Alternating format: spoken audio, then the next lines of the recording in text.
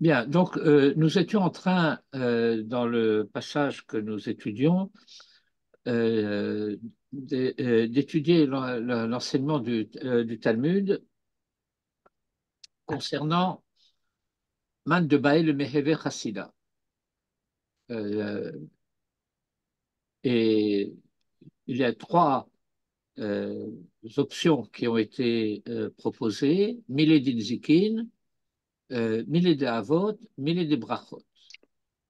Euh, Milé de Nezikin, c'est tout ce qui concerne les relations avec le prochain. Et le Maharal explique qu'il ne s'agit pas seulement euh, dans la perspective de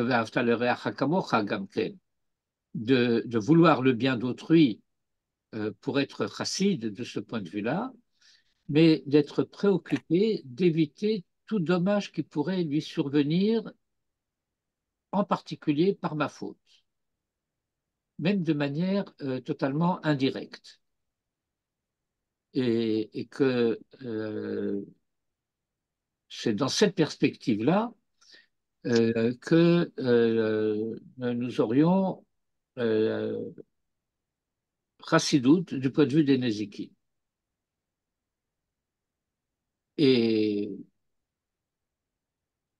le Maharal explique également, bien entendu, que ces trois options qui sont proposées correspondent au mitzvot Ben Adam le Chavero, Ben Adam le Asmo, Ben Adam le Makom, c'est-à-dire tous les trois registres de relations sur lesquels euh, se, s'exerce la vie des hommes. Et, et donc, dans le passage où nous nous sommes arrêtés, un peu au milieu d'un très long paragraphe, euh, le Maharal explique à propos du thème des Nézikines la chose suivante. Euh, les raisons qui peuvent conduire quelqu'un à faire du mal à autrui sont de nature diverse.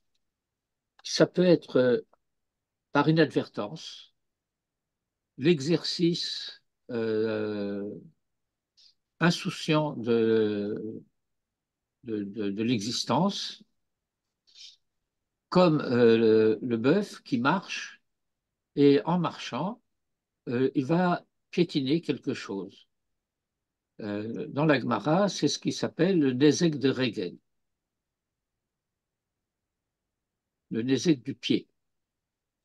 Et puis, il y a le nezek de la dent, chaîne. Ça, c'est lorsque, par appétit, hana'a, un désir de jouissance, on va faire quelque chose. Il n'y avait pas d'intention de nuire, il y avait intention d'obtenir une certaine satisfaction. Et ce désir de satisfaction l'emporte sur les précautions que je suis supposé prendre pour ne pas faire du mal à autrui. Ceci est vrai pour toutes les avérotes. Ce domaine des avérotes s'appelle en hébreu avon.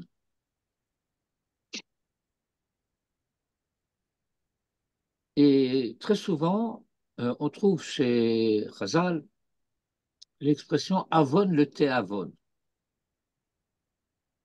C'est-à-dire que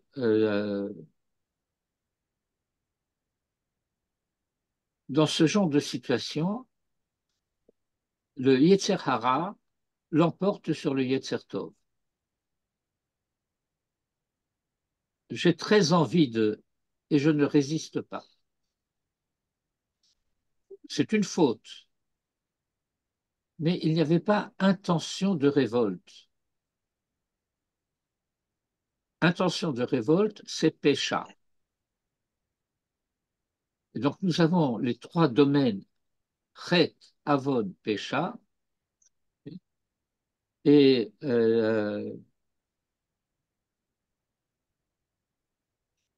si vous vous rappelez, dans le vidouille de Yom Kippour,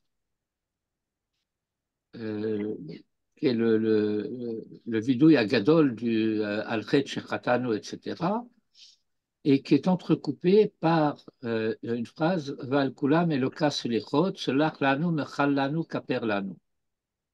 Vous avez ce même noussach chez les Sfaradim?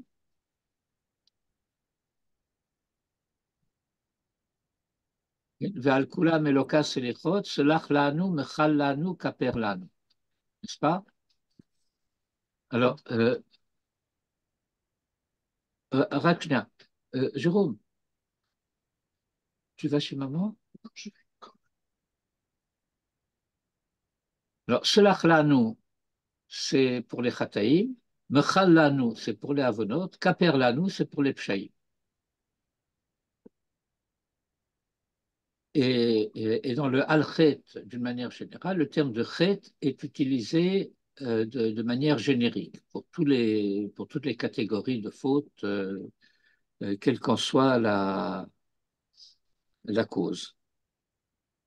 Et nous avons donc euh, ici, c'est précisément là où nous sommes arrivés, le point où le Maharal explique que celui qui euh, nuit à son prochain, pas par appétit, pas par désir d'une jouissance, mais qui fait le mal pour le mal, sans qu'il en retire quelque bénéfice que ce soit, c'est ça qui va s'appeler Nefesh Ra'a.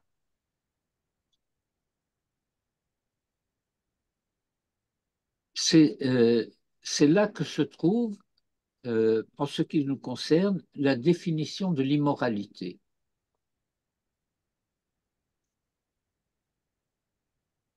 Alors, nous allons reprendre le texte donc à ce niveau-là.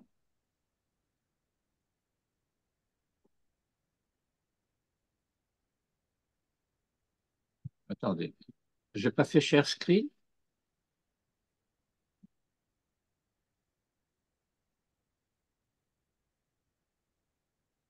Share screen. Voilà.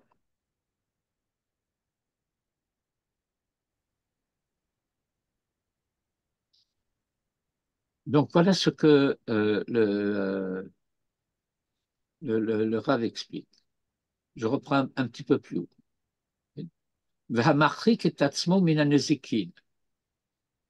Celui qui prend cette distance de manière absolue, totale,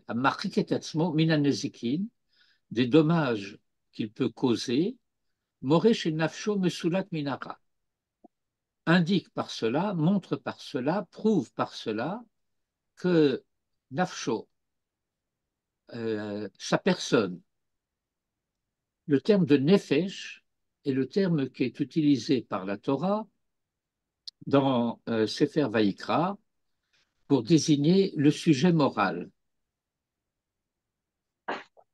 C'est la raison pour laquelle l'expression utilisée Nefesh kitecheta. Nefesh, c'est la personne responsable, c'est le sujet responsable. Dans un autre registre, c'est aussi une des dimensions, des 5 dimensions que la Torah connaît pour l'âme humaine. Nefesh ruach neshama chaya yechida. Mais lorsque elle dit Nefesh kitecheta, c'est une erreur grossière de traduire une âme qui aurait fauté. Les âmes ne fautent pas, les hommes fautent. Les hommes, en tant que sujets responsables, ce sont eux qui sont justiciables de répondre de leurs actes. Et c'est cela que la Torah appelle Nefesh. Et c'est en ce sens-là que le Maharal dit Moré chez Nafsho, que sa personne me soulak min hara. Et, euh, me soulak, ça veut dire, comment dire, euh, dispenser d'eux, elle, le salek, c'est ôter, enlever, retirer. Et donc, ça ne veut pas dire qu'une telle personne ne peut pas, le cas échéant, commettre une faute. Attendez, excusez-moi une seconde. Allô? Allô, shalom, shalom. Ouvre Haïti, c'est Charles David. Ken, Ken. Voilà. A priori, je ne pensais pas traduire la deuxième partie. Parce que Ah, c'est beaucoup, beaucoup de SPD. Alors, ça n'a pas de sens de faire tellement de SPD. Mais je me suis posé la question, c'est pour, je dis, mon grand-père Haïti, s'il est vraiment, si vous voyez qu'il y a des choses de Limoud, il se trouve à la page 15. Peut-être que celui-là vaut la peine d'être traduit. C'est pas seulement un espèce, il y a du niveau de Torah. Euh, bien, voilà, mais écoutez, Seigneur, je autrement, vais. tous les autres expédients qu'il y a, parce que vous voyez, dans ce livre, il y a donc c'est un livre qui est écrit après le décès de son épouse, qui peut être une grande requête, mais je ne veux pas aujourd'hui traduire tous les expédients. Ça n'a pas de sens aujourd'hui, quand c'est déjà presque combien de temps, elle est morte en 43 ou en 40, 43, ça fait presque 100 ans. Enfin, pas tout à peine. Oui, je comprends. 80. Et je reviens donc à notre texte.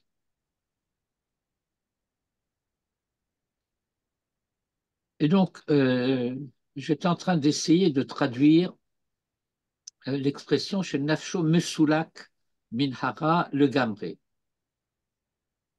Euh, et que c'est cela qui définit dans la langue du Mahara l'identité morale de la personne. Euh, Cela ne veut pas dire qu'une telle personne serait incapable de commettre la moindre faute. Mais en tout état de cause, cela signifie que si cela se produit, ça peut être parce qu'il y a une inadvertance ou un moment de faiblesse, mais il n'y a pas de méchanceté. Il ne s'agit pas de quelqu'un qui serait devenu mauvais, comme c'est le cas de quelqu'un qui nuit à son prochain alors qu'il n'en retire aucune satisfaction. C'est un sujet très délicat parce que nous savons qu'il y a des personnes mauvaises qui jouissent du mal qu'ils font à autrui. Et donc, on va dire, il en retire une satisfaction. Donc, est-ce que c'est Théavon ou est-ce que c'est Récha? Alors, il faut savoir, c'est Récha. Euh, je ne sais pas si je suis suffisamment clair.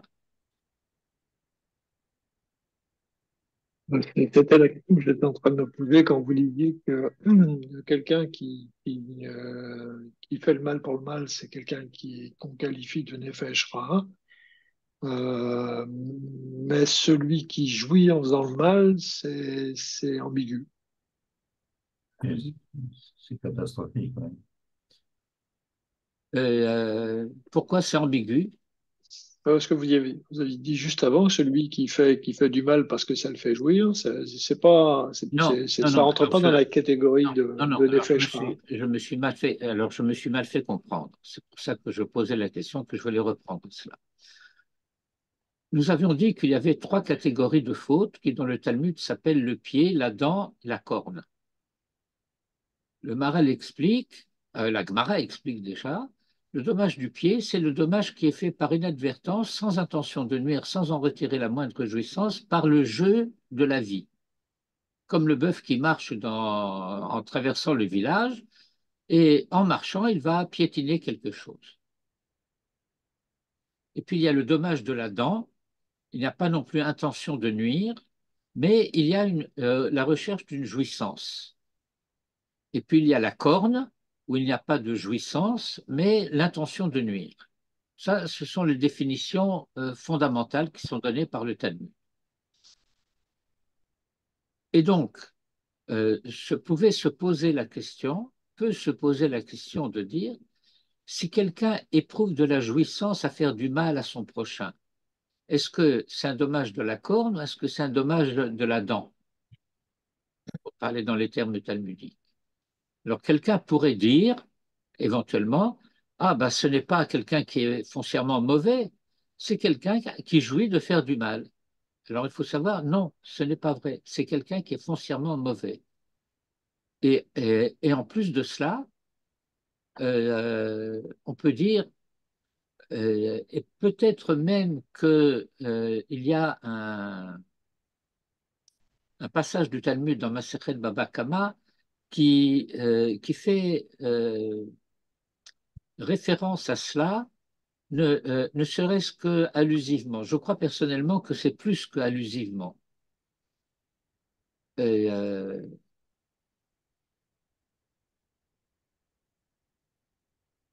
autrement dit, s'agissant du bœuf ou de l'animal, le fait que cela se réduise à ces trois choses, le pied, la dent, la corne, euh, ça va un peu de soi.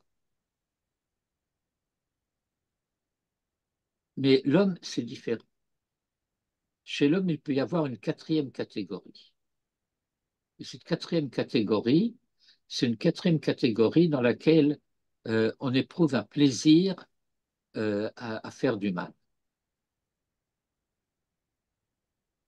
Et c'est vraiment l'immoralité fondamentale. C'est Amalek.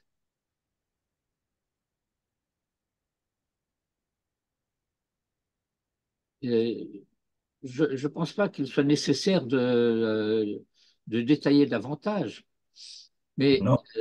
euh, Après ce qu'on a, c'est ce type de mal que la Torah nous demande d'éradiquer radicalement. après ce qu'on a vu le 7 octobre, ben, on comprend. C'est facile à comprendre. Oui, il faut savoir que dans l'histoire d'Israël, contrairement à ce qu'un peuple oublieux de son histoire peut croire, ce n'est pas quelque chose de nouveau. D'abord, dans l'histoire relativement récente, si vous vous rappelez ce qu'on appelait Meoraot Tarpat, Ok. Ok. lorsqu'il y a eu les émeutes de Hebron en 1929, il s'est passé exactement la même chose. Sauf que du point de vue quantitatif, il y a eu moins de victimes. Tout simplement parce que il y avait moins de protagonistes, si je puis dire. Mais ce que les Arabes ont fait à leurs victimes, c'était la même chose. Euh, vous savez, là encore, c'est un sujet qui est délicat pour lui-même. Manitou l'a résumé pour nous en son temps de la manière suivante. On n'a pas le droit de dire que les Arabes sont des assassins de Juifs, mais on est obligé de reconnaître que de nos jours, les assassins de Juifs sont Arabes.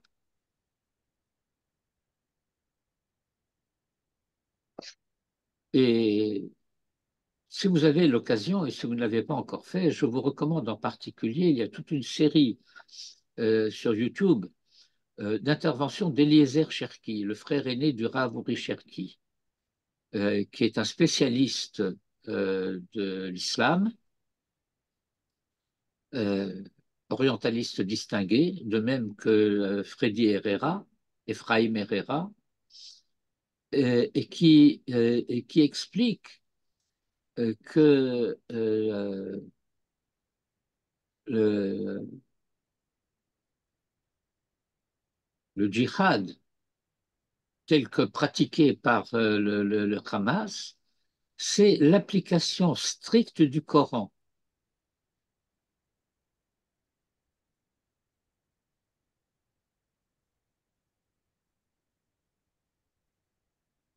Le musulman pieux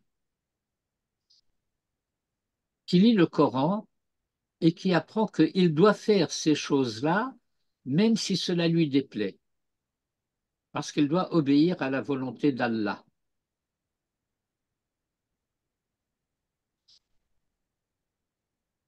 Et cela nous est totalement étranger. Je veux dire qu'en ce qui nous concerne, nous ne comprenons absolument pas comment cela est possible. Pardon, le Coran bah, explique qu'il faut non seulement tuer les Juifs, mais les découper et les souiller. Il faut faire ce que Mohammed faisait. Il faut, à partir du Coran et de la Hadith, qui raconte avec main détail la manière dont Mohammed se conduisait sur le champ de bataille et avec ses ennemis, ce que nous appelons la duplicité. Par exemple, il fait un accord de paix avec le Médine, et profitant de ce que l'essentiel de l'armée de Médine accompagne une caravane, une grande caravane, en route pour le nord, pour attaquer Médine et tuer tous ceux qui résistent. Bon. Lorsque Arafat s'est vu reprocher les accords d'Oslo, il dit comment tu fais la paix avec les ennemis? Il a dit j'ai fait comme Mohammed. C'est-à-dire que de leur point de vue, ils n'ont absolument pas le sentiment de tricher, de mentir. Ils peuvent faire cela, cela est permis puisque Muhammad l'a fait. Et étant donné que Muhammad, c'est le sommet indépassable du bien et du bon, tout musulman pieux doit aspirer à se conduire à la manière de Mahomet. Nous avons dans notre conscience juive une notion qui s'appelle Simcha Shel Mitzvah.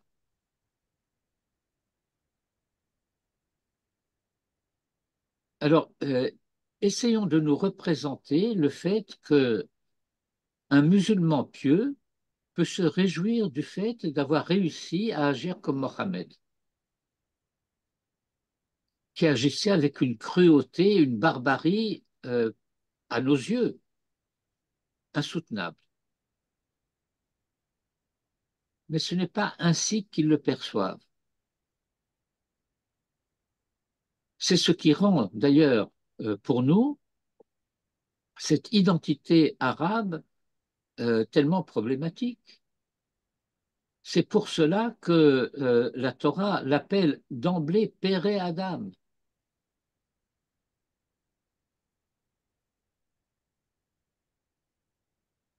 C'est une expression très curieuse, Péré Adam. En hébreu, l'adjectif, l'attribut suit toujours le nom.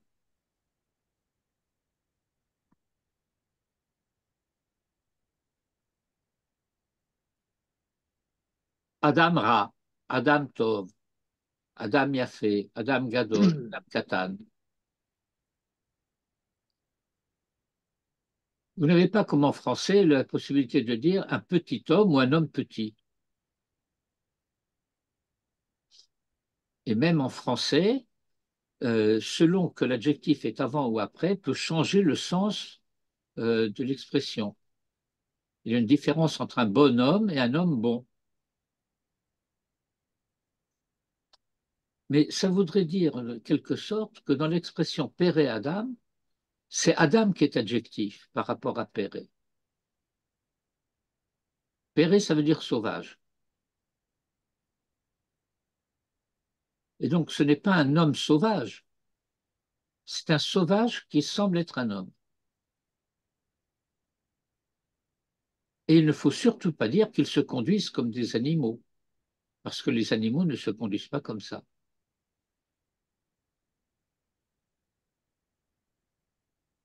L'animal tue lorsqu'il a faim ou lorsqu'il a peur.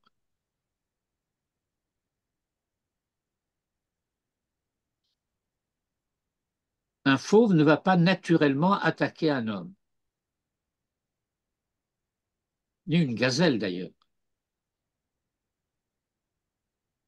S'il a mangé, euh, s'il n'a pas faim, s'il n'a pas des petits à nourrir, il va laisser passer le troupeau de gazelles sans réagir.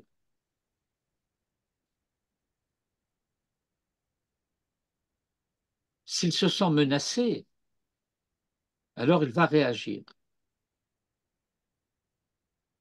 Mais ni dans un cas ni dans l'autre, l'animal en tant que tel n'a une intention de nuisance, euh, nuire pour nuire.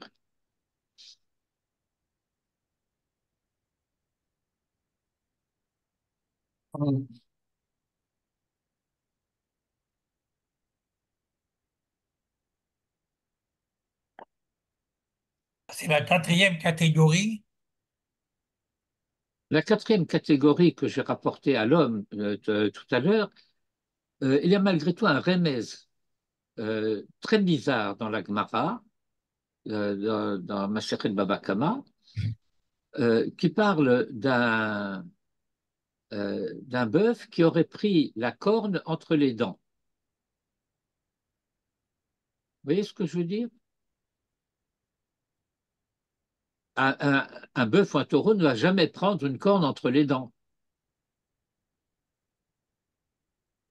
Attaquer quelqu'un avec la corne, encorner, hein, mais pas de manière normale. C'est qu'il aura pris la corne entre les dents. Alors ça fait peut-être référence au fait que euh, le Talmud enseigne qu'un animal peut se pervertir au contact de l'homme. Vous pouvez développer, Raph, cette idée? Comment? Est-ce que vous pourriez développer une seconde cette idée de l'homme qui peut se divertir, de l'animal qui peut se Perverti, divertir au contact de l'homme? oui. Écoutez, je ne vois pas ce qu'il y a tellement à développer. Vous avez des hommes mauvais, méchants, Oui. et qui se conduisent donc aussi méchamment avec leurs animaux. Oui. Et l'animal va développer des réflexes à la fois d'agressivité et de défense au contact de quelqu'un qui se conduit de cette manière. Euh, D'après la Torah, les animaux ont une peur respectueuse des hommes qui sont des hommes vrais. Vous avez certainement lu dans des récits de martyrologie chrétienne en particulier, des récits dans lesquels, dans les arènes, ben, le lion, au lieu de dévorer la victime, se couche à ses pieds. Ça veut dire que l'animal reconnaît ce que nous appelons en français la sainteté. une personne peut être une sainte. Permettez-moi de le dire, même si elle est chrétienne.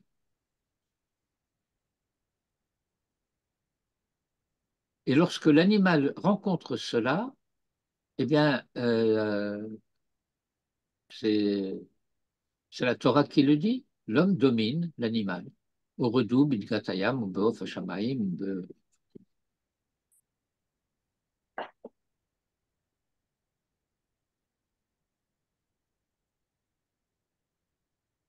mais lorsque l'animal perçoit qu'il il a en face de lui un être mauvais, alors là, il se déchaîne.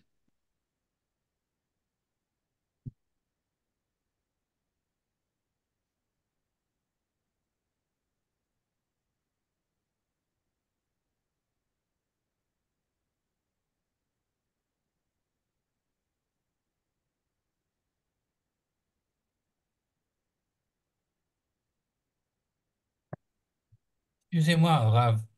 Dans le sud de la France, on a une expression assez humoristique de dire qu'une personne a un bon fond, mais il se comporte, à la différence de son fond, il se comporte méchamment ou bien pas en rapport avec son fond. Qu'est-ce que ça pourrait être, ce fond qu'il y aurait dans l'homme? C'est un degré de, de Mais qu'est-ce que, sainteté. oui, mais qu'est-ce qu'on entend par cette expression de dire que quelqu'un a un bon fond? Euh, voilà, vous savez,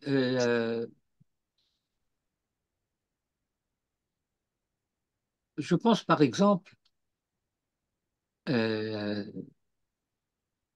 au banditisme américain de la première moitié du siècle, des années 20-30, comme ça, la mafia et toutes ces choses-là. C'était des gens qui avaient une vie familiale exemplaire. Euh, c'est le respect des parents, le souci des enfants, le bien de la communauté, tout cela, c'était, bon, ils faisaient des dons aux hôpitaux et aux églises, et ils assassinaient allègrement n'importe qui les gênait. Alors, c'est des gens qui ont un bon fond.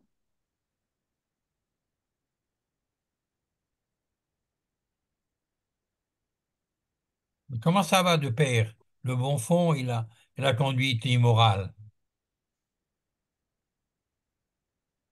On ne voit pas une catégorie pareille dans les quatre. Ben,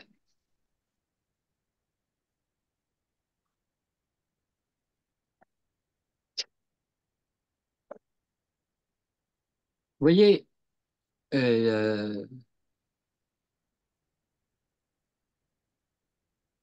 en anthropologie, en ethnologie,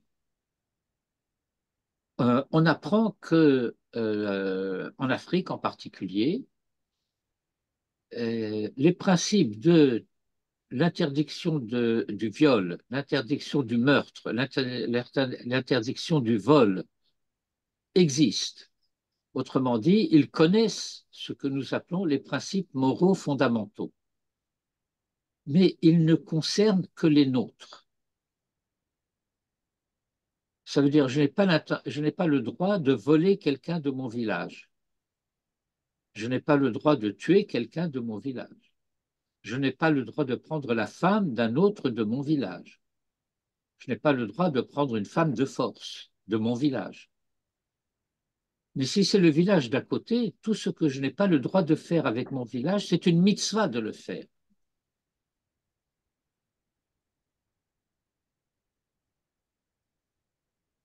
Ça veut dire que nous sommes en présence de conceptions, je dirais entre guillemets, morales, euh, qui ne concernent que le clan. La, ce qui va différencier Israël d'emblée, et il faut bien comprendre que, à l'origine, c'est exclusif d'Israël. Seul Israël pense comme cela. Et que le monde occidental, euh, l'Europe en particulier, va apprendre cela d'Israël, progressivement. Et donc, ces valeurs, vous savez, comme des imbéciles, très respectables, comme Shulamit Aloni, parlaient du Olam HaMa'aravi HaNaor par rapport à l'obscurantisme du judaïsme. C'est une stupidité innommable, parce que les valeurs de l'Europe, Olam HaMa'aravi HaNaor, du monde occidental éclairé, ces valeurs-là, ils les ont apprises du judaïsme. Ils ne les ont pas inventées. Ce n'est pas venu de la Grèce, ce n'est pas venu de Rome. C'est venu du judaïsme. C'est-à-dire que le fait que les principes moraux sont universels et s'appliquent à l'autre homme, quel qu'il soit, c'est venu de la Torah.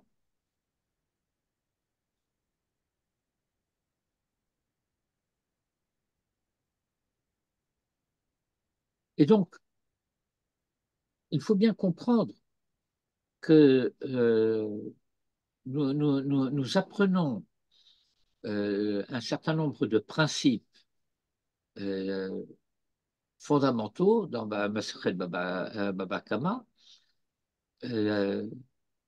concernant les dommages, et ce que la Torah vise à nous apprendre, c'est que finalement, moi, homme, je suis responsable des dommages que mes biens peuvent causer. Et que si je n'ai pas gardienné convenablement, eh bien, il faut que je dédommage la victime.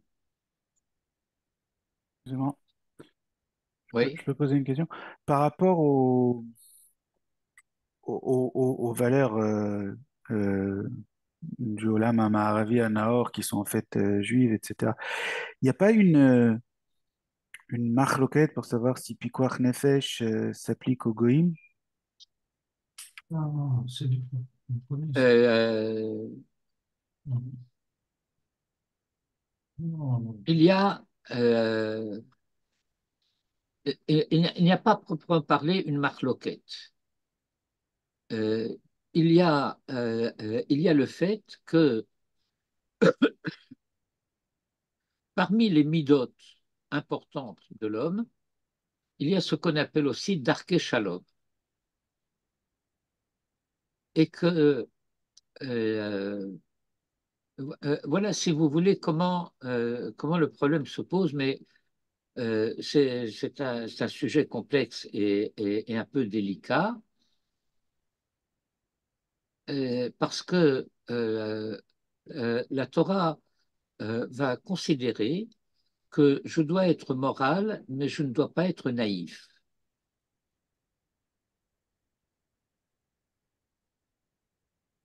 La naïveté, en l'occurrence, c'est ce qui va permettre à mon ennemi d'exploiter ma moralité contre moi.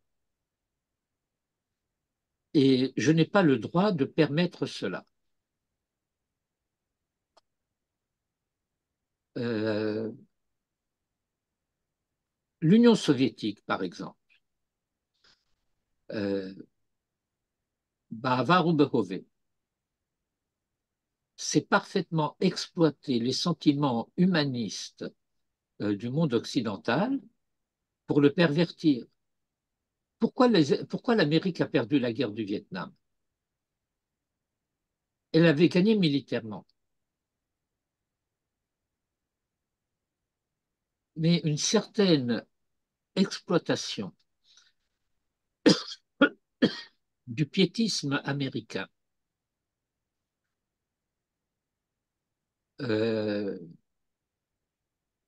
des valeurs du protestantisme. Vous savez, vous connaissez la notion de WASP,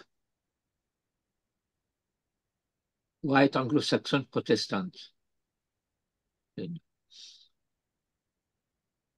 Euh, eh bien, on a su développer le pacifisme dans la société américaine, en particulier auprès des jeunes. En particulier auprès des jeunes, parce que ce sont les jeunes qui vont donner la chair à canon, enfin, je veux dire, ceux qui vont partir à l'armée, etc. De la même manière qu'ils ont compris que ce qu'il fallait conquérir, c'était les universités. Parce que l'adolescent, le jeune homme est idéaliste par essence, et qu'on pouvait l'endoctriner, et que finalement, dans 20 ans, ce seraient les dirigeants du pays. On voit bien ce qui se passe aux États-Unis actuellement dans le Parti démocrate.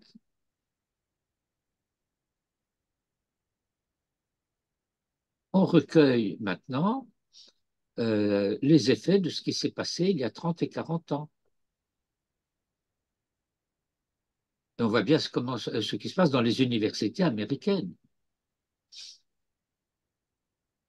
Et dans les universités d'une manière générale de par le monde, y compris l'université de Tel Aviv, par exemple.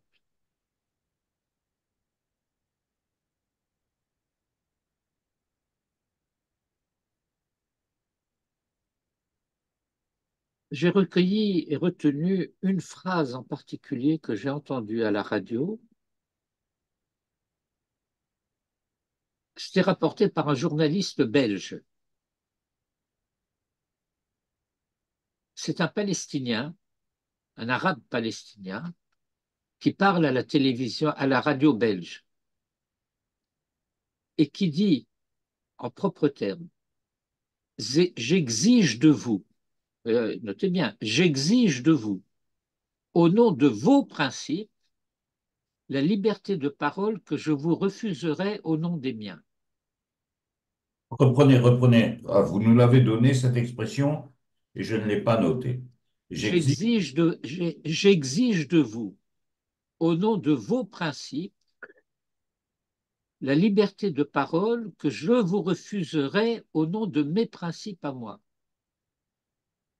Ah, Alors la Torah enseigne que dans un cas de ce genre, mes principes ne s'appliquent pas à lui. Je n'ai pas le droit de permettre à l'ennemi d'utiliser ma moralité contre moi. Ce qui fait que, en principe et a priori, les principes moraux ne s'appliquent qu'en cas de réciprocité. C'est l'un des sujets de controverse principaux que nous avons avec M. Lévinas.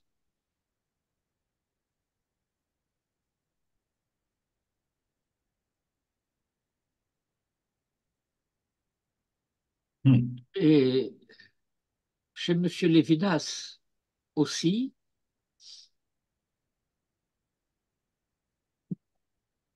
il faut comprendre que tous ces développements ne s'entendent que dans une relation bilatérale, mais que les choses deviennent nuancées dès que nous sommes en présence de la société, c'est-à-dire du tiers, du troisième homme.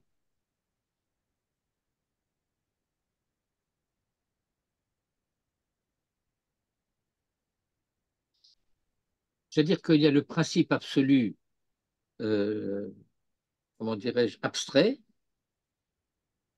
mais il faut corriger cette abstraction dans le concret de l'existence, dans le cadre du fonctionnement de la société.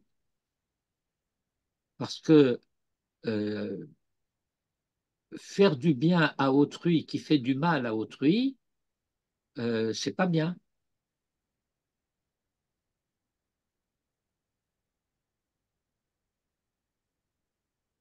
ça, c'est la limite de la morale kantienne. Mais quand on dit les principes moraux ne s'appliquent en cas de réciprocité, c'est-à-dire que quelqu'un qui vient vous voler, on a le droit de le voler? Non, Ben, non, non, non, non. Mes devoirs à son égard supposent la réciprocité. Euh, voilà, si je suis dans une société où il existe un service des objets perdus,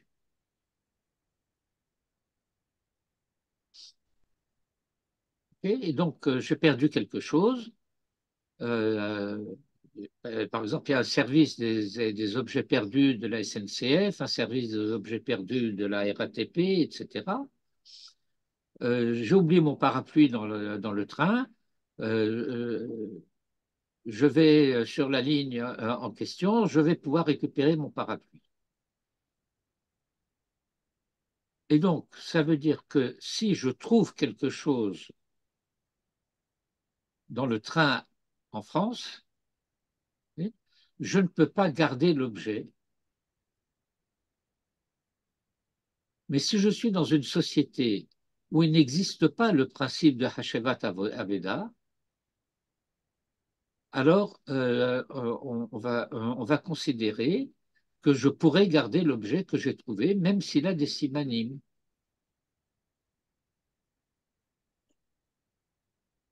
À l'égard de la société juive, étant donné que tous les juifs sont soumis à la mitzvah de Hashevat Aveda, alors dans la société juive, je suis contraint, j'ai trouvé un objet, qu'est-ce que je vais faire? Je vais aller le déposer au Beddin, et puis on va mettre des affichettes dans les synagogues de la région disant euh, un objet a été trouvé, on ne dit pas lequel, on ne dit pas où, et que quelqu'un qui a perdu quelque chose peut s'adresser donc au Beddin, présenter les simanim et dire voilà, à peu près à telle date, parce que je n'ai peut-être pas retenu exactement la date, à peu près à tel endroit, parce que je ne suis pas sûr de là où ça s'est passé, j'ai perdu tel objet qui présente telle caractéristique.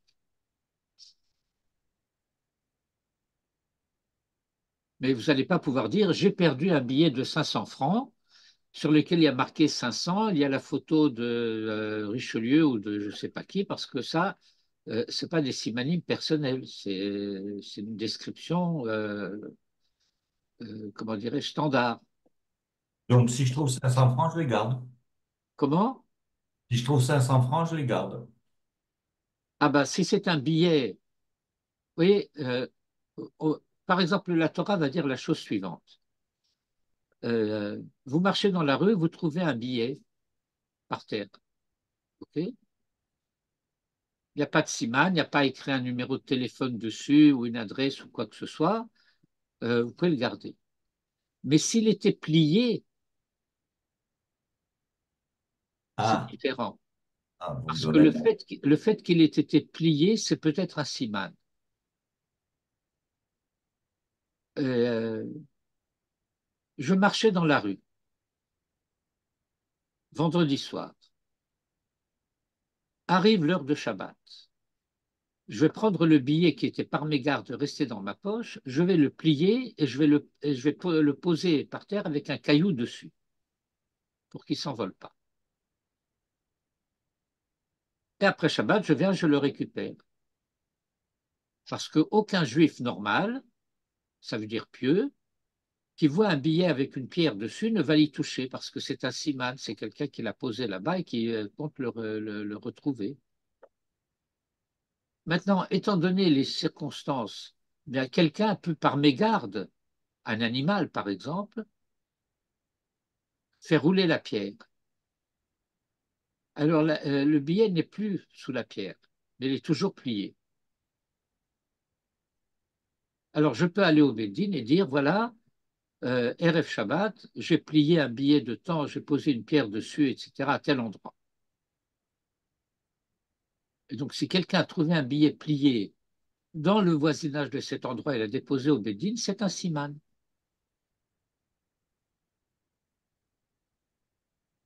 Oui, monsieur Dan. Je voudrais revenir à la question de Robert, parce que il y a une expression, par exemple, dans la société israélienne moi, m'interpelle, qui dit Agonev miganav patour. Oui, mais c'est faux. Et ouais, bien sûr, c'est faux. Mais justement, enfin, la question elle est quand même là, parce qu'à partir du moment où la moralité implique une réciprocité et que je me trouve en face de quelqu'un qui n'est pas moral, comment je fais pour moi le rester tout de même dans les limites minimales qui me sont Alors, imposées? non, alors voilà. Euh, il faut bien comprendre, il y a une différence, en l'occurrence, entre les mitzvot assez et les mitzvot lota assez. Je ne suis pas tenu à l'égard de quelqu'un dont je ne peux pas attendre la responsabilité, la réciprocité, je ne suis pas tenu à son égard des obligations positives, mais je suis tenu à toutes les obligations négatives. Je n'ai pas le droit de lui nuire. Non, mais prenons un exemple concret avec ce qui se passe en ce moment avec le Hamas.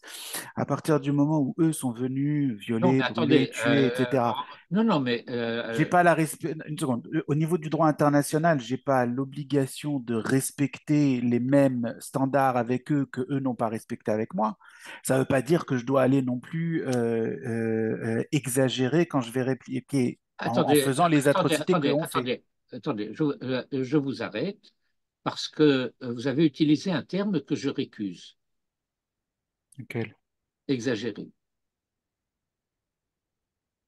Exagérer, ça voudrait dire par exemple violer. Non, alors ça, c'est pas exagéré. C'est pour ça que je récuse le terme. Ok. Euh, la guerre, c'est la guerre. Et comme le dit Maïmonide, entre autres, hein, on va à la guerre pour tuer et être tué. Ce sont, entre guillemets, les risques du métier. Et cela dit, euh,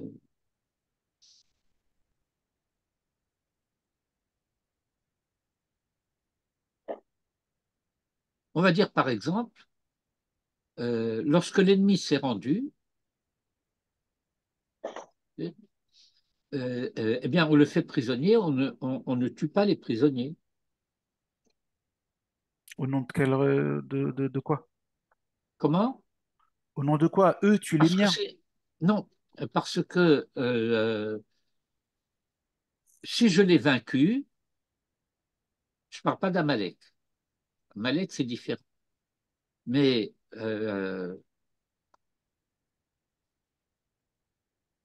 guerre, une guerre normale, si je puis dire, pour autant qu'une guerre puisse être considérée comme normale, lorsque l'ennemi s'est rendu, il ne représente pas de risque ou de dommage. Euh, je ne vais pas tuer les prisonniers. D'accord, mais est-ce que par Je ne vais exemple, pas je tuer. dois... Le Hamas, par exemple, et quand je dis le Hamas, l'OLP de la même manière, l'autorité palestinienne euh, de Abu Mazen ou d'Arafat, etc., il n'y a aucune différence avec le Hamas, si ce n'est sur le plan tactique. Sur le plan stratégique, il n'y a aucune différence. Sur le plan des principes, il n'y a aucune différence. Alors, ils vont nous dire, mais quand on tue les enfants, c'est parce que les enfants, c'est des futurs soldats.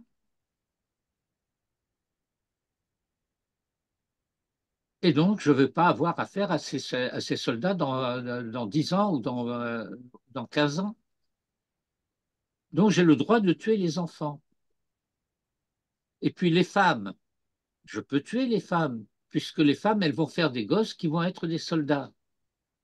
Et donc, la notion de civil n'existe pas chez eux.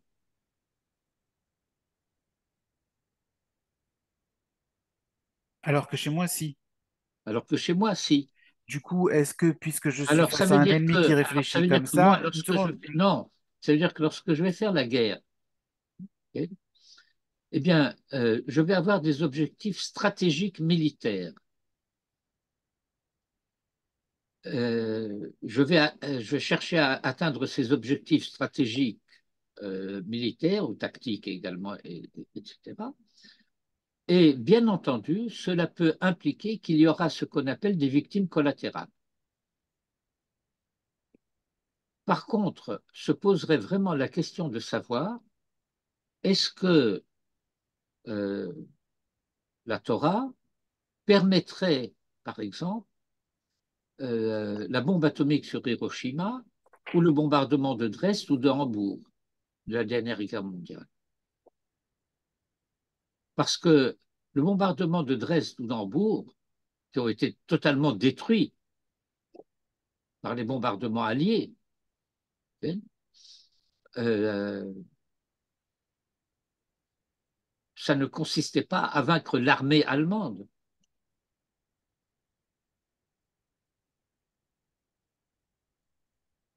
C'était pour provoquer de la part de l'Allemagne telle une résistance, un soulèvement contre leur gouvernement, etc. Mais ça veut dire que là, il s'agissait d'attaquer directement des non-combattants civils, en disant, mais en réalité, c'est le port, c'est l'industrie, c'est le soutien de la guerre, etc. On peut faire des raisonnements de tout ce que vous voulez.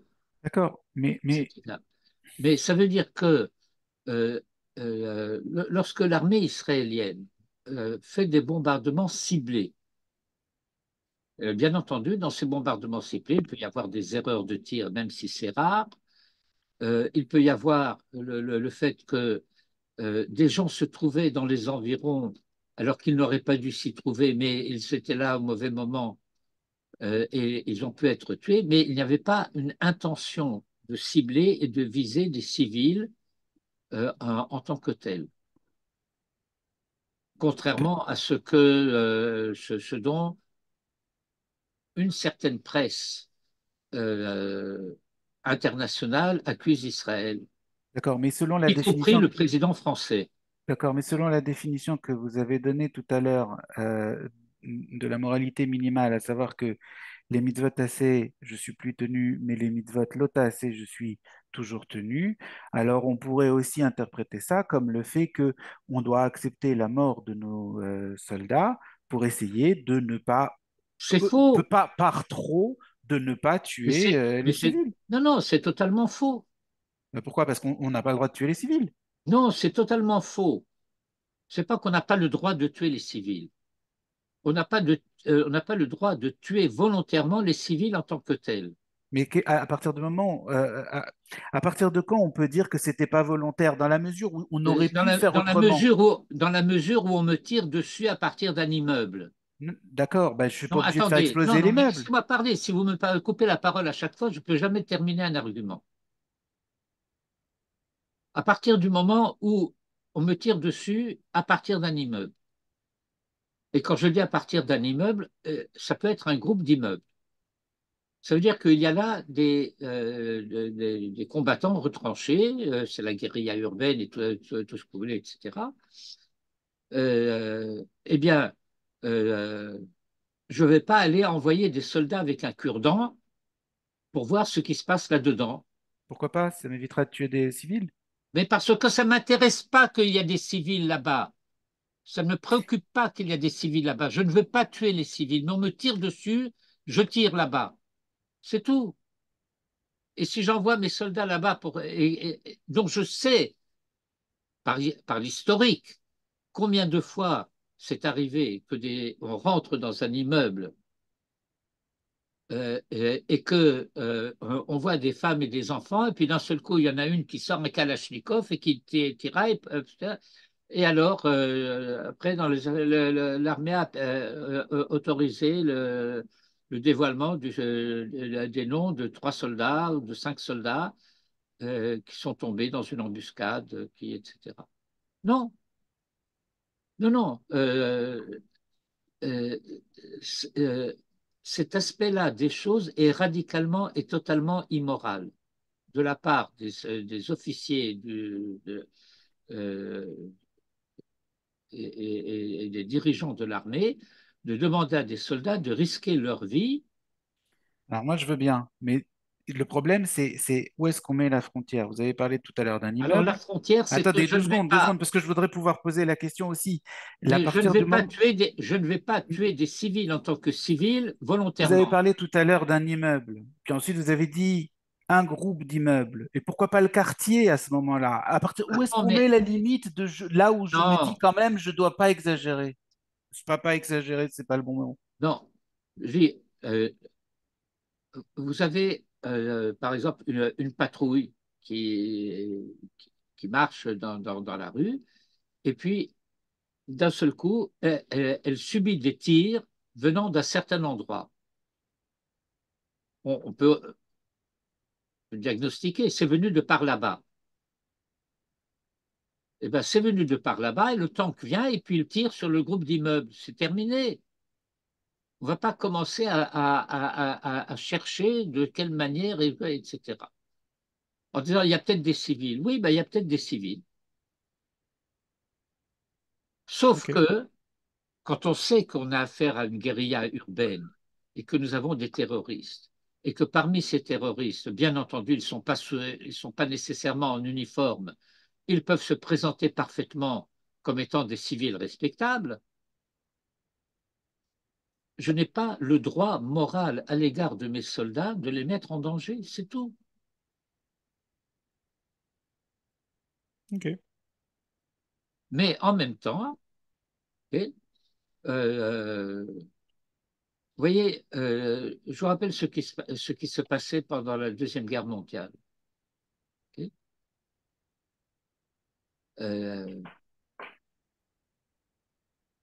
L'armée allemande avance, progresse, la population civile fuit.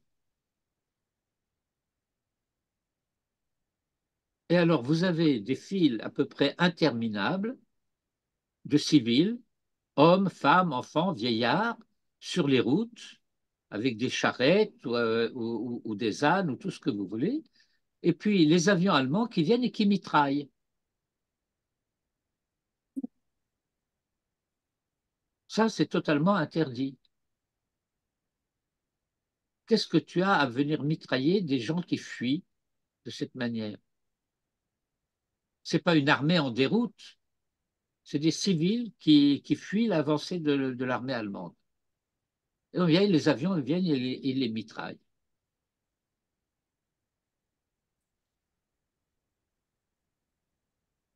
Quand je dis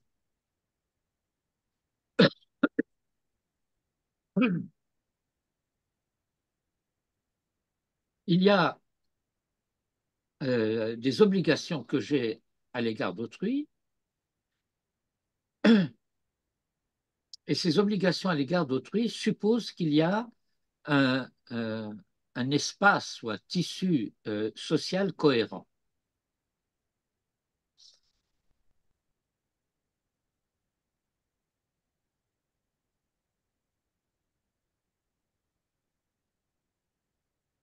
Jusqu'à quel point dois-je me mettre en danger pour sauver la vie d'autrui,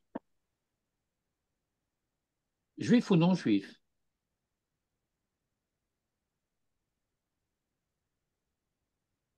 Eh bien, dans la mesure où il existe une éventualité raisonnable que je puisse le sauver.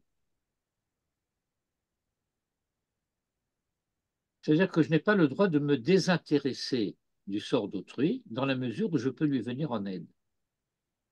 Mais je n'ai pas d'obligation de me jeter à l'eau quand je ne sais pas nager pour aller essayer de sauver quelqu'un qui se noie. Puisqu'en tout état de Mais si cause, je je ne sais pourrais nager, pas oui. le. Comment? Si je sais nager, oui. Ah, si je sais nager et qu'il y a une possibilité raisonnable que je puisse le sauver, oui. Oui. Mais, et si c'est plus contraignant? Je veux dire, pareil, c'est toujours la question de la limite. Par exemple, si je dois donner un rein pour sauver quelqu'un, par exemple, Oui. je peux survivre sans, ça va être un peu plus compliqué. Est-ce que je dois, moralement, impérativement, donner ce rein? Euh, si vous êtes compatible, parce que c'est aussi Oui, oui. un tnaï, et que vous êtes le seul compatible, et que si vous ne lui donnez pas ce rein, il va mourir, oui.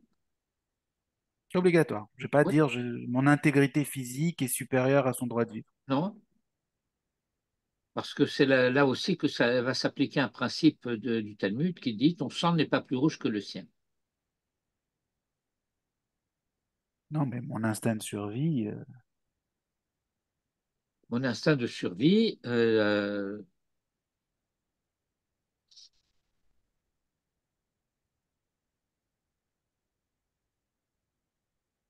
Bon. ok. bien. Alors, vous savez, il y a un groupe de cas de figure que le Talmud étudie et qu'on peut d'une certaine manière associer à notre problème au nom d'un certain principe de raisonnabilité. Euh, je trouve un objet rue des Rosiers, à une époque où rue des Rosiers était majoritairement encore juive. Ça ne veut pas dire qu'il n'y a pas des goïms qui peuvent passer rue des Rosiers. Rue des Rosiers, il y avait par exemple au coin d'une rue euh, une boutique Goldenberg qui était Taref la Mehadrin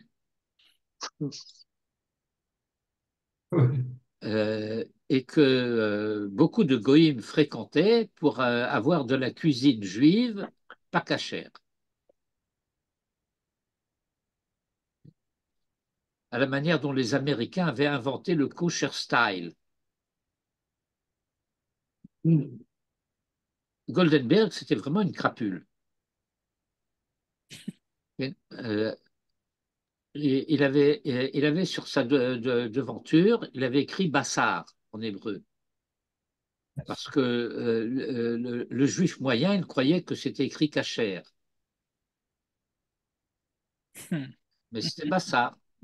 Il n'a pas menti, c'est Bassar, c'est de la viande, mais c'est du porc. Mais d'accord, mais bah, je crois que c'est Kacher. Comme, mon beau-frère, il y a quelques années, qui venait en voyage en Israël, il rentre dans une boutique, il demande est-ce que c'est Kacher, et le type qui le prend pour un imbécile lui montre la Teudat Maram, comme si c'était la Teudat Kashrut. Là, j'ai la Teuda. Alors, quelqu'un qui ne sait pas l'hébreu, qui voit ça, il voit une Teuda, bon, attention de tromper quelqu'un. Eh bien, j'ai trouvé donc un objet. Je ne sais pas si ça a été perdu par un juif ou par un goy. Alors, si je trouvais ça rue de la Paix, je peux partir du principe que la majorité des gens qui passent là-bas sont des non-juifs. Il est possible que ce soit un juif qui l'ait perdu, mais la majorité, c'est des non-juifs. Et s'il n'y a pas en France euh, le principe reconnu, juridique, de la restitution des objets perdus, alors je peux garder cet objet même s'il comporte des simanimes. Bien entendu, s'il comporte des simanimes qui identifient le propriétaire comme un juif, etc., c'est bon, il faut voir les cas de figure. C'est anonyme, mais il y a des simanimes. Je ne peux pas identifier que le propriétaire est un juif. Alors, je ne suis pas obligé de le restituer. Si en France, il n'y a pas de principe de restitution de l'objet perdu. Par contre, si cet objet, je l'ai trouvé dans un quartier qui a majorité juive, majorité de passage juif, alors je peux le garder. Je dois le déclarer. Eh bien, de manière analogue et très surprenante, je trouve rue de la Paix un paquet qui contient de la viande. Bah, c'est très probablement de la viande taref et tout ce que je peux faire, c'est le mettre à la poubelle. Mais si je trouve rue des Rosiers un paquet qui contient de la viande, et puis dans les environs, il y a 5 boucheries cachères, et puis Goldenberg, eh bien, je peux partir du principe que la probabilité que ce soit cachère est de loin supérieure à la probabilité que cela ne le soit pas. Et donc, je peux considérer cette viande comme cachère. Je ne suis pas obligé de la considérer comme cachère. Si j'ai des doutes,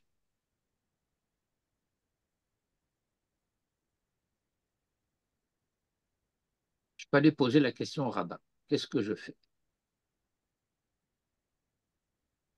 Peut-être que je vais la donner aux pauvres. Parce que moi, je n'en ai pas vraiment besoin. Mais des pauvres, ils peuvent éventuellement se... Bon. Mais du point de vue de la halakha, compte tenu du fait que c'est probablement cachère, puisque c'est dans les environs, il y a des boucheries cachères, et que c'est un quartier où il y a des juifs, c'est très probablement un juif qui a perdu son paquet.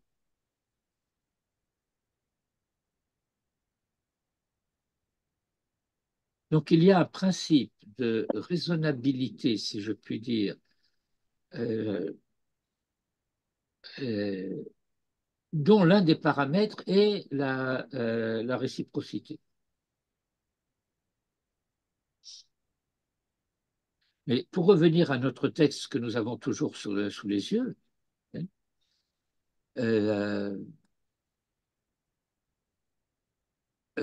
dit Hamachrik et Taratzmo minanezikin, more nafsho mesulak minhara le gamre. Juste une petite question au sujet de la question qui avait été posée par Dan au sujet du Shabbat, du Hilul Shabbat. Et vous nous avez appris quelque chose que même s'il y a une halakha, parfois on ne la respecte pas. On ne la et mais vous avez donné un autre principe que si la halakha est trop dure ou j'ai oublié ce que vous nous aviez expliqué. Ça veut dire quoi la halakha est trop dure? Ah, il y a des choses, la halakha elle est comme ça, mais on ne la respecte pas. Il y a un problème existentiel ou je ne sais trop quoi. Je ne vois pas avec la question du problème existentiel. Mais, Il y a, non, nous avons, nous connaissons dans la littérature rabbinique euh, des, des expressions telles que halacha ve'en morin ken. voilà, c'est ça. Halakha velo morim. Euh, C'est-à-dire C'est que ça. Juste, je voulais vous en, questionner. en théorie et de manière abstraite, hein, c'est la halacha, mais euh, on n'enseigne pas comme ça. On n'enseigne pas comme ça. OK, merci. Et Manitou racontait, a très souvent raconté l'histoire suivante. Ça se passe dans les années 50, alors qu'il était directeur d'Orsay. Euh, il s'est trouvé confronté à une situation dans laquelle, d'après la halakha, il fallait contraindre un couple à divorcer. Il y a des situations où des gens ne peuvent pas rester mariés ensemble, et il faut qu'ils divorcent. Alors, il a été posé la question à un premier rab. Manitou posait quand il y avait des questions de halakha, il posait les questions à des rabbinim orthodoxes. Il n'allait pas poser la question aux libéraux ou aux réformés. Alors, le premier rabbin auquel il s'est adressé lui a dit, euh, oui, vous avez raison, mais est-ce que vous êtes un rabbin officiel, diplômé, quoi. Enfin, alors elle a dit non. Alors, il dit alors laissez tomber. Vous en occupez pas. Il est allé voir un deuxième rabbin qui lui a dit, oui, tu as raison, mais tu sais, il faut être gentil. Je ne connais pas le nom de ces deux rabbins. Je peux imaginer de qui il pouvait s'agir, connaissant un petit peu la zoologie de la communauté française des années 50. Et puis, en troisième lieu, il est allé voir le Rav Rubinstein. Le Rav Rubinstein, c'était le Rav de la rue Pavée, avant le Rav Rothenberg. Euh, Quelqu'un qu'on appellerait aujourd'hui un ultra-orthodoxe, euh, relié affilié à la chassidoute de Gour, qui ne parlait pas le français. Et Manitou ne parlait pas le yiddish. Et le Rav Rubinstein parlait l'hébreu avec la prononciation ashkenaz. Ashkenaz polonaise. Bon, vous connaissez un petit peu les intonations. Ce qui fait qu'il se parlait en hébreu, mais surtout par écrit.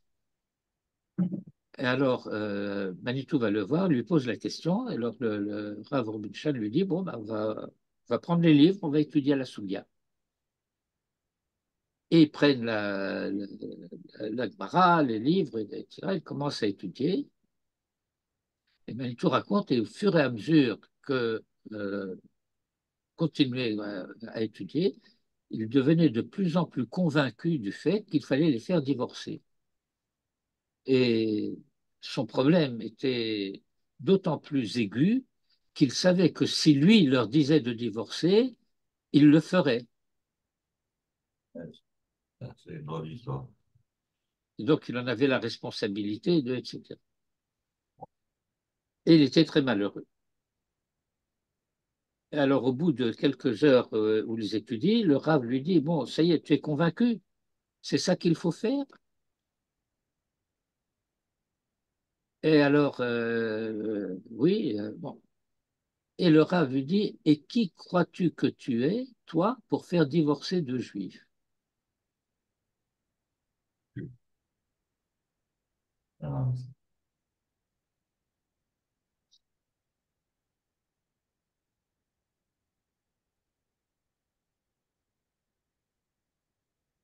Vous avez par exemple, euh, je vais vous donner un exemple de halakha euh, que nous apprenons de la paracha de Pinchas.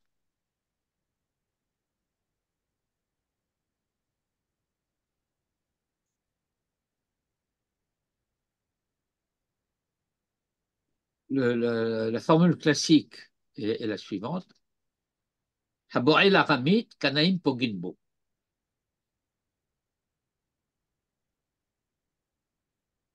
Euh, Kanaïm, on traduit ça en français par les zélotes. Vous savez, bon, les gens qui carent Shabbat, qui lancent des pierres.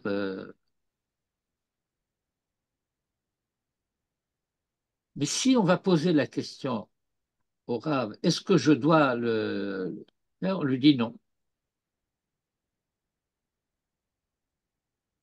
C'est-à-dire, c'est la halakha. Kanaïm poginbo. Mais s'il pose la question, alors il n'est plus considéré comme une canaille, si vous comprenez ce que je veux dire.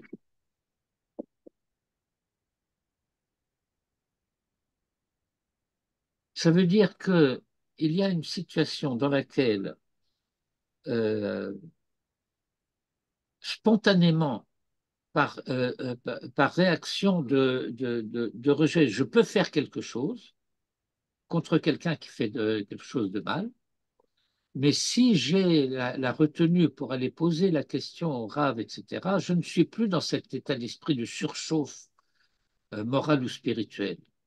Et alors, je n'ai plus le droit. Parce qu'il y a une différence entre une réaction à chaud dans une situation donnée et puis lorsque je suis lucide, serein, tranquille, etc.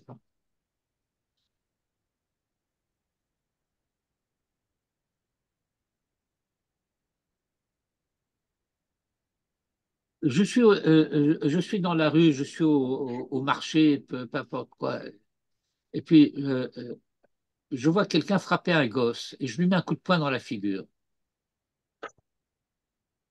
C'est une réaction spontanée. Tu frappes un gosse, je te tape. Mais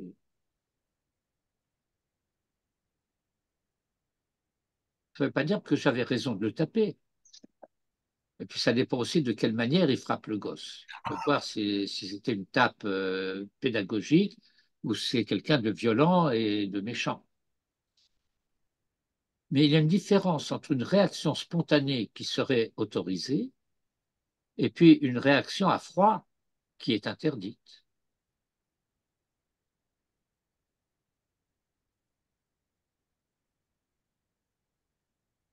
En plus de cela, euh, on voit dans la littérature de Sheilot et Tshuvot que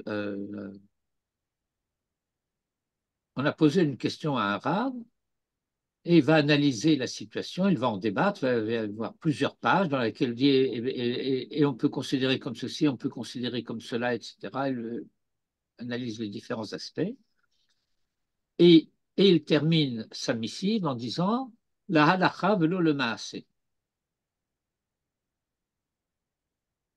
Ça veut dire que lui, il est arrivé à la conclusion que, à son avis, voilà comment il faut envisager les choses, mais il ne considère pas cette analyse,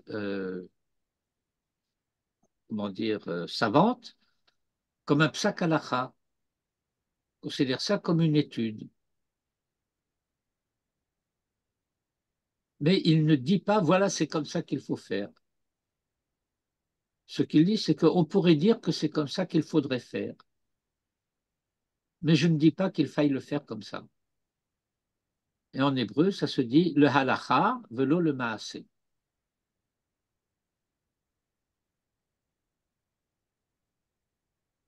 Ce qui est une expression qui nous paraît curieuse, parce que pour nous, la halakha, ça semblerait être le maasé. Mais c'est que nous avons un concept juridique qui s'appelle halakha le maasé.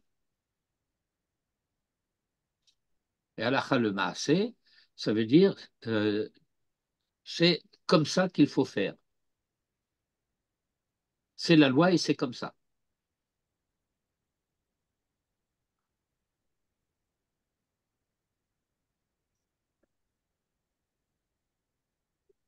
Excusez-moi, Viviane, je suis en cours. Quoi? Qu'est-ce qu'il y a? Eh bien, c'est très bien. Moi, tout à l'heure, je vais à la coupe Patroline, j'ai un examen pour les yeux. Oui, vraiment une chance. Voilà. Quand tu as besoin d'un examen pour les yeux,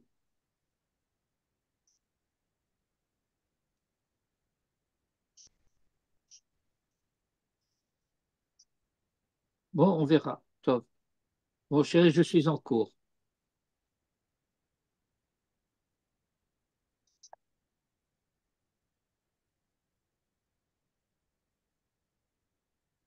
Oui, achevé de ça. Ah, j'en ai marre, j'ai une mouche là qui me tourne autour.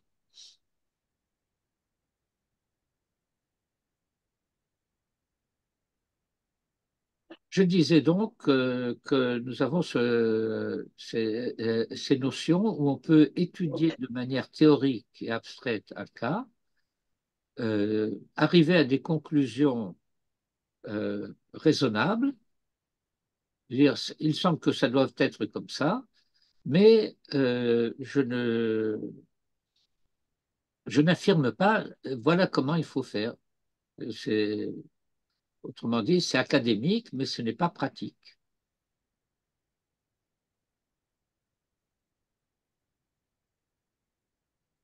Tout cela à cause de cette remarque que je faisais sur cette phrase, ok, Moré chez Nafsho Mesulat Minhara le Gamré.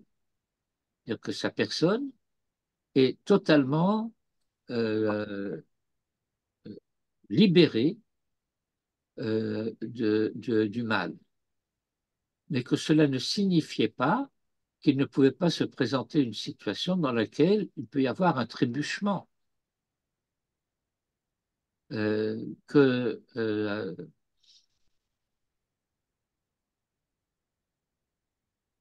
toute personne peut avoir un geste d'humeur, peut avoir une mégarde, etc. C'est-à-dire, euh,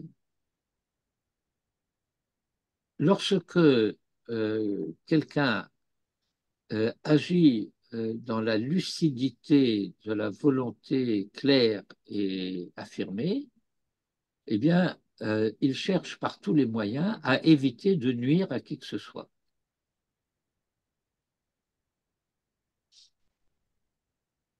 Moi, il me vient parfois une idée comme ça lorsque je vois certaines personnes se conduire de certaines manières, de dire, ça ne te dérange pas de déranger les autres.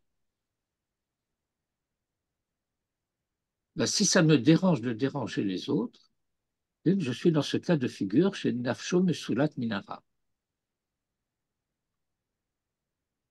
Pas simplement, comme le dit le Maharal un peu plus haut, de ne pas prendre l'initiative de nuire à quelqu'un, mais d'être attentif à éviter que quelque chose puisse nuire à quelqu'un, de mon fait, directement ou indirectement.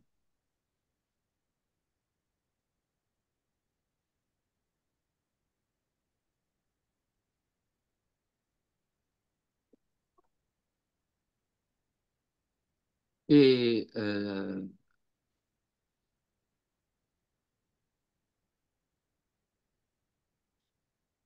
alors, à la ligne suivante, le Maharal explique, chez Machik Atzmo Minhara, il s'écarte du mal, Davar chez En Hana'a V'To'elet Bo, une chose dans laquelle il n'y a ni jouissance ni avantage, Moré al Shlemut Nafsho.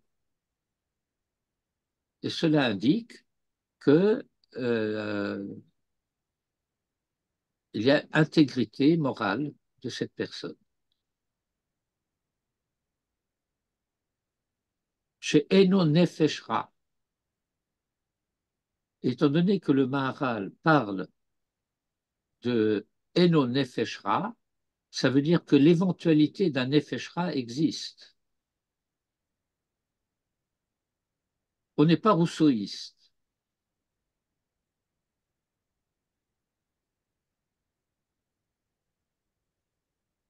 Nefeshra, ça existe. Il y a des gens mauvais. Pas seulement méchants, mais mauvais.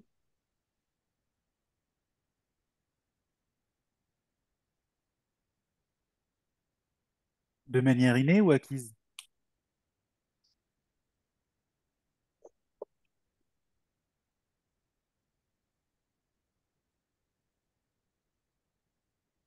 Expliquez votre question. C'est une donnée de nature ou c'est un effet de l'environnement culturel? Et de l'éducation.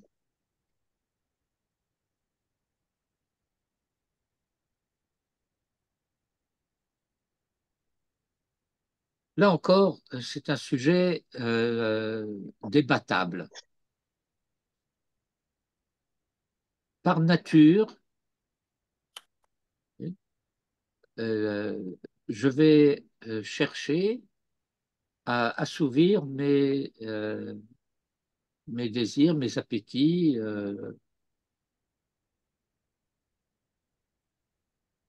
J'ai faim, je mange.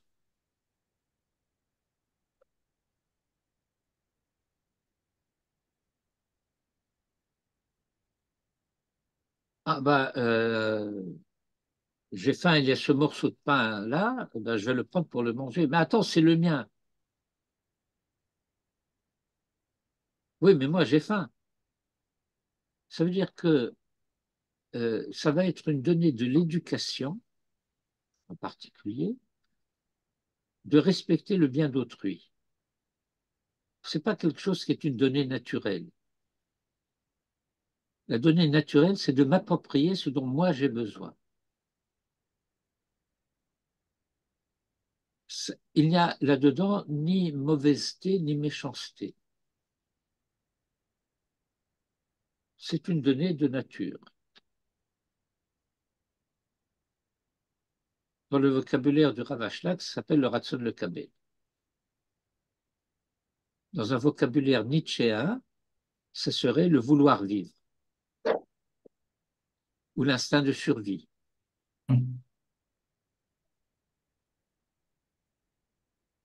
Si l'éducation ne vient pas euh, réglementer la conduite, alors finalement, je peux développer euh, cet égoïsme naturel, l'exacerber au point de devenir en fin de compte quelqu'un qui ne se préoccupe absolument pas d'autrui. C'est acquis donc. Comment? C'est acquis donc. C'est pas, il n'est pas né comme ça. Euh, non, ce n'est ni acquis Né.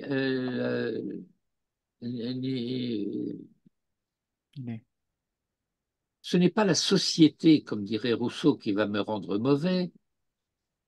J'ai l'instinct de survie qui est naturel. Et s'il n'y a pas une éducation qui va venir m'enseigner le respect d'autrui, alors cet instinct de survie et cet égoïsme naturel vont pouvoir s'exacerber au fur et à mesure. Oui, mais il y en a pas mal des gens qui ont été mal élevés et qui ont quand même réussi à réaliser par eux-mêmes qu'il fallait respecter autrui. Oui, mais parce qu'il y a un environnement social. C'est-à-dire que si c'est dans une société où le principe du bien existe, c'est-à-dire que même si moi je n'ai pas été éduqué à cet égard, je sais que ça existe. Mhm. Et puis, vous avez des gens euh, qui, pour des raisons diverses, et tout cela, ça doit faire l'étude, l'objet d'études, d'analyse, euh, vous avez des gens qui sont gentils.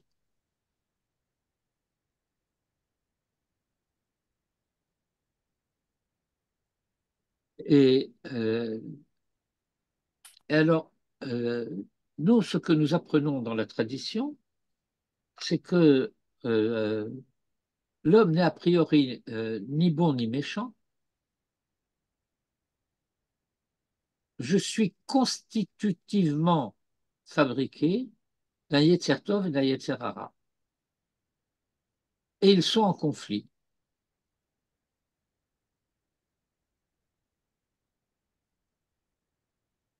Et il y a toute une souga de la Gemara que j'ai l'intention d'étudier dans nos cours du lundi soir, le jour venu. Il y a plusieurs, j'ai un programme chargé là.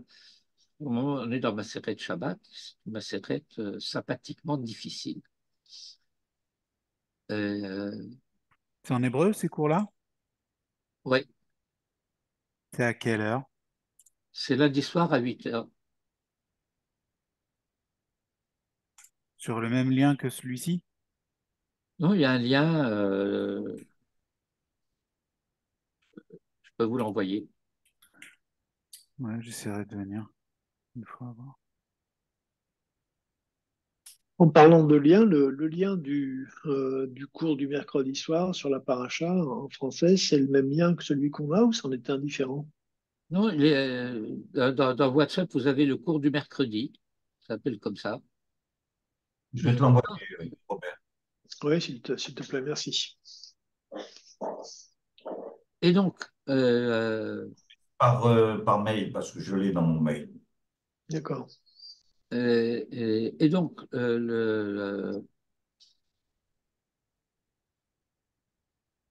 je suis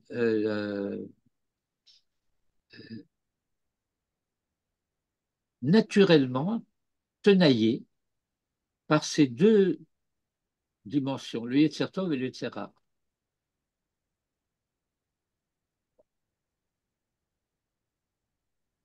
J'apprends normalement dans les conditions de nature. Et la dimension du bien par les égards de ma mère à mon égard. J'apprends de la manière dont ma mère se conduit avec moi, qu'il y a une certaine manière de bienveillance, de confiance, de bienveillance, etc.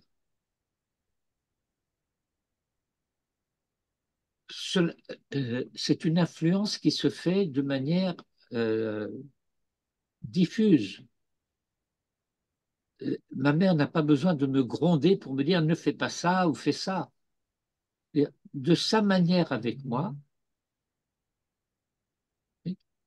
le fait que ma mère me donne à manger quand j'ai faim, j'apprends à donner à manger à quelqu'un qui a faim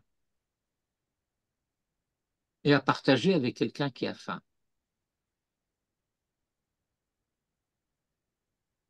Bien sûr, l'éducation peut également être directive, appuyée, mais fondamentalement, c'est dans les échanges et les interactions sociales de ce genre, dans la famille, dans le groupe, etc., que je subis, pour dire subir, je suis euh, euh, mis en présence de certaines influences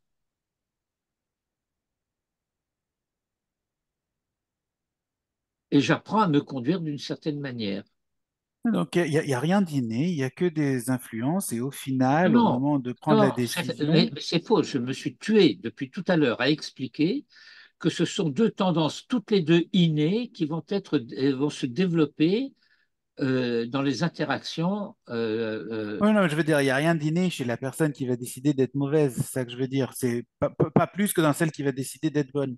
C'est-à-dire qu'il n'y a rien d'inné qui soit définitif et démarquant dans le non, devenir. Au final, on a la c'est liberté de c'est ce qu'on a chacun de étudié. prendre sa décision. Tout à fait. C'est ce qu'on a étudié à l'époque lorsqu'on étudiait sur le sujet de la liberté. C'est que, contrairement à ce qu'un vain peuple peut croire, ok, Caïn n'est pas naturellement un assassin et Esav n'est pas naturellement un rachat. C'est ça.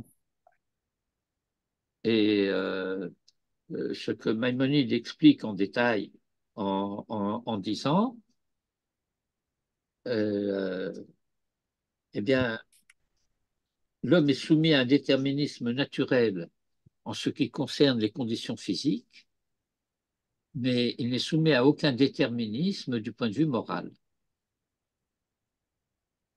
On ne naît pas tzaddik, on ne naît pas rachat. On est, du verbe naître, pas du verbe être, on est dans le cadre d'une injonction, soit tzaddik et ne soit pas rachat. Mais pourtant, on dit aussi quelque part ailleurs, je ne saurais pas vous dire où, peut-être pire qu'à votre, que les enfants naissent et sont réchaïm jusqu'à ce qu'éduqués. Non, c'est un problème de vocabulaire. C'est un verset de la Torah qui dit Nefesh leva Adam raminu rav.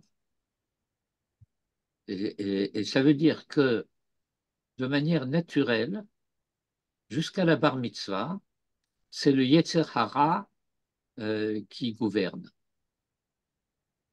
Parce que nous sommes dans le temps du développement physique. Et à partir de la bar mitzvah, commence à s'exercer le Yetzer Tov. Et pourquoi? Parce que au moment de la bar mitzvah, il y a une révolution physiologique qui se produit en moi et que je deviens non plus quelqu'un qui ne fait qu'avoir reçu la vie, mais je deviens quelqu'un qui est capable de donner la vie. Et donc, à partir de ce moment-là, euh, le, la, le Yetzer Tov commence à se développer en moi.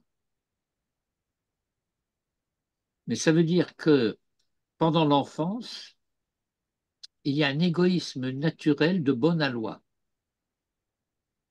Et l'obligation d'éducation des parents dans l'enfance, c'est d'apprendre à l'enfant à recevoir.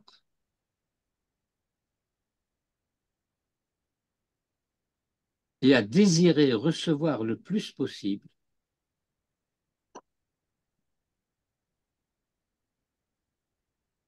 en apprenant en même temps les conditions qui rendent possible de recevoir.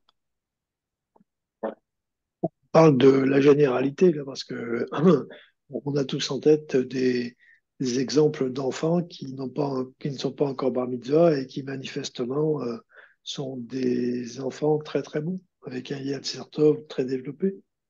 J'ai pas compris, des enfants très quoi? Très bon. Il y a des enfants qui manifestent des qualités extraordinaires.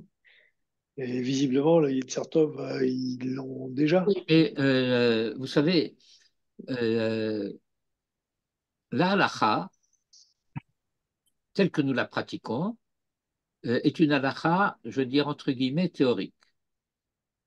On a décidé en tout état de cause que 13 ans et un jour pour un garçon, 12 ans et un jour pour une fille, c'était la majorité. Et je m'interdis de dire majorité religieuse parce que ça n'a rien de religieux.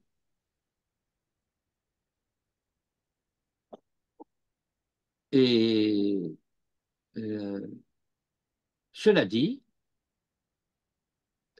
a priori, eh ben, les parents qui connaissent leurs enfants peuvent déceler qu'ils ont des caractéristiques qui prouvent qu'ils sont arrivés à maturité avant l'âge théorique. Et on a des simanimes qu'on apprend, de dire, ben voilà, si l'enfant présente ces simanimes-là, ça veut dire qu'il est pubère.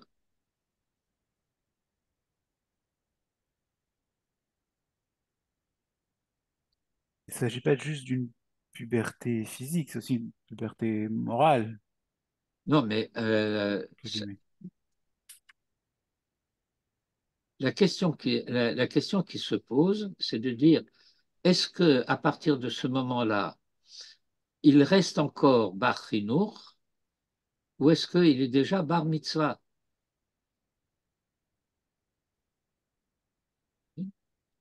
Euh, alors,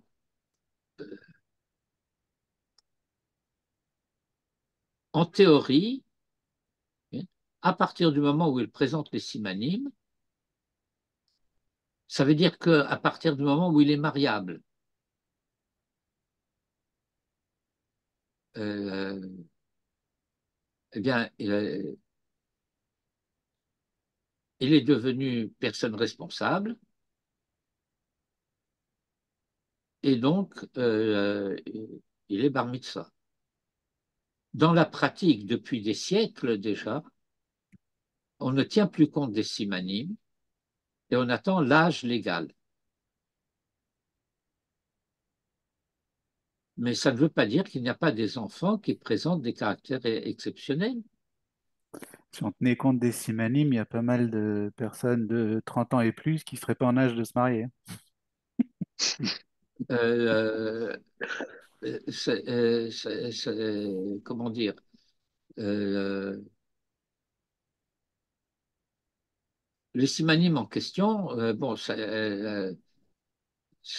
fait partie, par exemple, des problèmes d'impuissance et de choses de ce genre. Bon, ça, euh, sont des cas cliniques, si je puis dire. Et donc voilà, c'est le principe a priori. l'enfant doit pouvoir vivre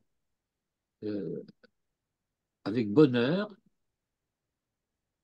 le temps de l'apprentissage de l'existence. Et dans les réserves, sous réserve des principes qu'on va lui inculquer progressivement, du respect du bien d'autrui, le bien d'autrui, ça peut être le joujou du petit frère ou le bonbon de la marchande. Tout cela s'apprend, ça fait partie de l'éducation. Et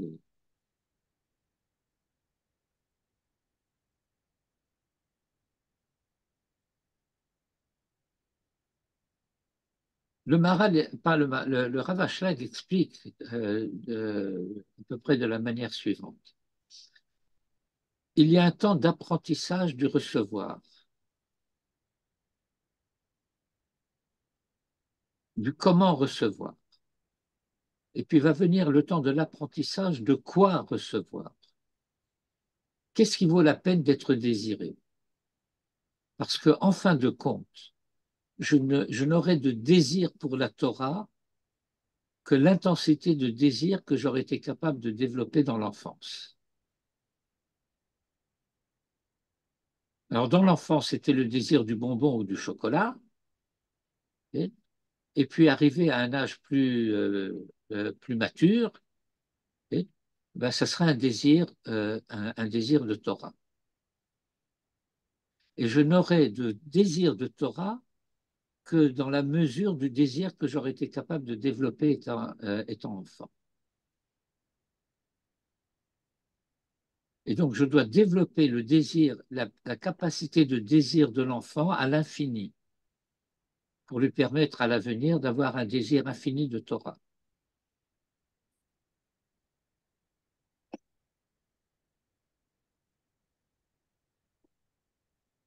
Et ce désir infini de Torah sera aussi bien d'acquérir que de partager. L'ilmod ou le lamed, l'ishmor velasot. Atkan le hayom. Zakou Baruch, toda rabba. Merci beaucoup. Bonne semaine, Bessorot Tovot. Amen. Amen. Ce cours est très bien tombé pour moi.